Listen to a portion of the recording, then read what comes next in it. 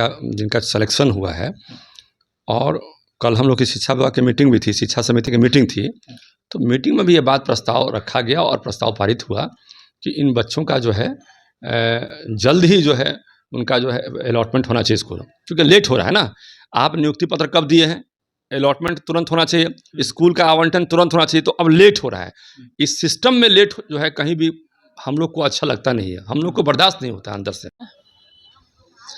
नमस्कार। लगातार जिस तरह से बीपीएससी टीआरई 3 के जो चयनित अभ्यर्थी हैं, शिक्षक अभ्यर्थी हैं, वो मांग कर रहे थे, सीएम नीतीश कुमार से गुहार लगा रहे थे कि हमारी जो है स्कूल जो है आवंटन किया जाए और एक तिथि निर्धारित किया जाए ताकि हम जो है स्कूल में अब जा सके पढ़ाने को लेकर के।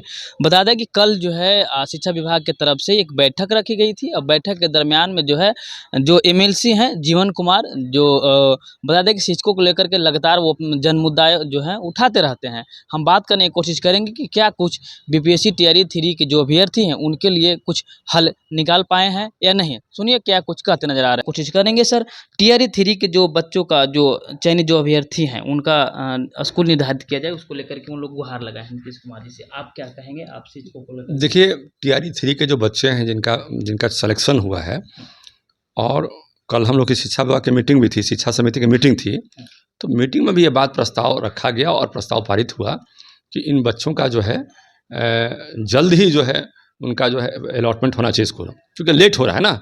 आप नियुक्ति पत्र कब दिए हैं, अलॉटमेंट तुरंत होना चाहिए, स्कूल का आवंटन तुरंत होना चाहिए, तो अब लेट हो रहा है।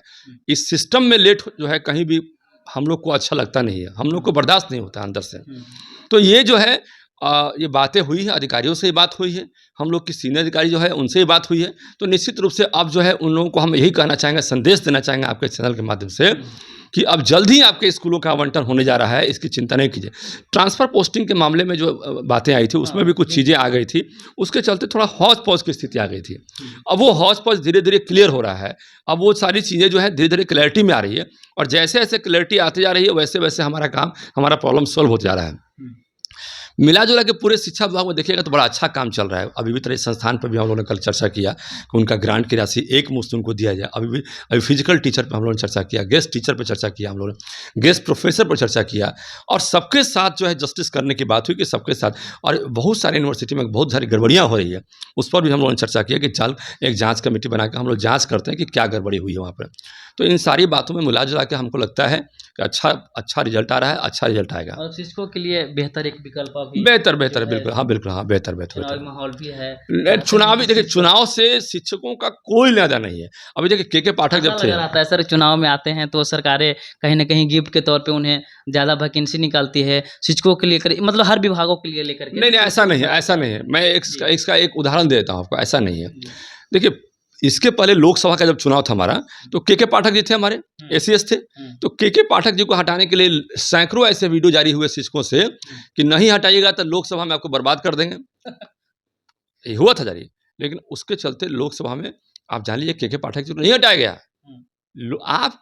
आप डरा के किसी सरकार को नहीं चला सकते ना। सरकार अपने हिसाब से चलती है। हाँ, लोकसभा खत्म हुआ, के पाठक जी हटा दिए हम लोगों ने। हमने पहले भी कहा था कि के पाठक जी हटेंगे, थोड़ा समय लगेगा हटने में। हमने कई बार आपके मीडिया में कहा था, चैनल के माध्यम से कहा था के पाठक जी हटेंगे लेकिन थोड़ा समय लगेगा। लोकसभा के बाद वो हटे अपना। तो सब कुछ का एक प्रोसेस है, सब कुछ का सिस्टम है। चुनाव से उसको नहीं मिलाकर देखा सकता है। और निश्चित रूप से टीआरई 3 के बच्चों का जो स्कूल का आवंटन होना है वो बहुत जल्द होगा जी। मतलब सारे जितने भी विभाग से टीचर आते हैं, चाहे गेस्ट का हो, चाहे और भी भिन्न भिन्न क्षेत्र से टीचर आते हैं, उनको लेकर के कल बैठक में चर्चा। हमारे बीपीएससी का टीचर थे, हमारे बीपीएससी का टीचर का भी जो कहीं एचआरए में समस्या आ रही है। हमारे जो गेस्ट टीचर हैं, हमारे फिजिकल टीचर हैं, हमारे जो महिला बहन हैं, हमारे दिव्यांग बहन, हमारे जो बहुत सारे असाध्य रोग से पीड़ित हैं जिनका एमएससीपी का लाभ नहीं मिला है। सबसे बड़ी बात पूरे शिक्षा जगत में निरंतरता की है कि निरंतरता को कैसे सॉल्व किया जाए। तो इस पर भी चर्चा बहुत बृहत हुई। निरंतरता को हम लोग सॉल्व करेंगे, तो सब मिला जुला के एक अच्छा सकारात्मक माहौल रहा। और जिन शिक्षकों का एक्सपीरियंस है वो एक्सपीरियंस काउंट होना चाहिए। 12 साल के बाद एमएससीपी नहीं मिला है तो ये क्या तमाशा है। इस पर हम लोगों ने चर्चा की। सरकार हमारी है, इसलिए सरकार के पास ये नहीं कहें कि हम सरकार से लड़ रहे हैं। सरकार के पास अपनी बातों को गंभीरता से पहुँचाने का काम कर रहे हैं, और निश्चित रूप से आने वाले समय में एक सकारात्मक माहौल बनेगा और अच्छा रहेगा। एमएलसी जीवन कुमार जी लगातार जो है अपने एनर्जी के साथ शिक्षकों के साथ खड़े रहते हैं।